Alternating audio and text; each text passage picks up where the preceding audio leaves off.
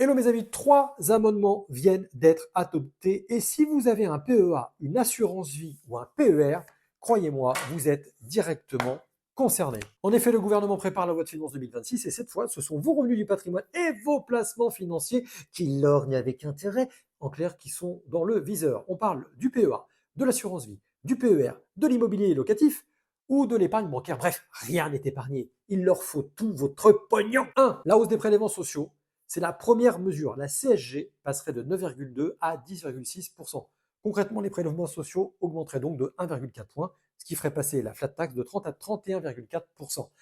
Et cette fois, personne ne peut y échapper car cette hausse concerne la part non refusable. Que vous soyez imposable ou non, vos placements donc seront ponctionnés. PEA, assurance vie, PER, revenu mobilier ou foncier, tout ce qui rapporte sera davantage taxé. On a compris, notre État a besoin de pognon. Autre mesure, le PER perd sa flexibilité. Le plan d'épargne retraite jusqu'ici offrait de la souplesse, vous pouviez attendre le bon moment pour sortir votre argent en fonction de votre tranche fiscale ou de votre projet. Le nouvel amendement impose désormais un dénouement obligatoire à la retraite. Cela veut dire qu'à la fin, vous ne décidez plus du rythme de sortie, c'est l'administration qui le fera pour vous. Et ça change tout, parce que pour ceux qui bâtissent une vraie stratégie patrimoniale là-dessus, ça change la donne. Autre mesure, un nouvel impôt sur la fortune dite improductive.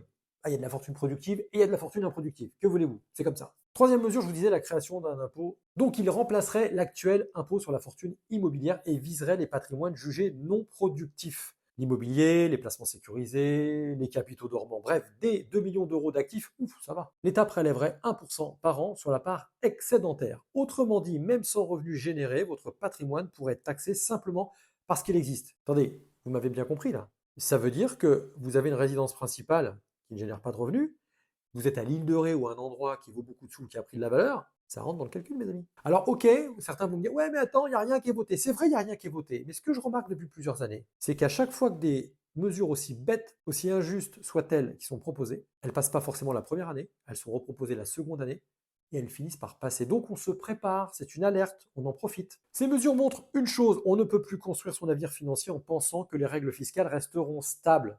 On commence à être habitué. Si vous souhaitez savoir ce qui freine réellement vos finances plus globalement et comment d'ailleurs vous protéger votre patrimoine avec une stratégie claire, faites le test stratégique. Je vous ai mis le lien sous cette vidéo. En 3 minutes, vous verrez où votre argent s'échappe et comment potentiellement le remettre à votre service.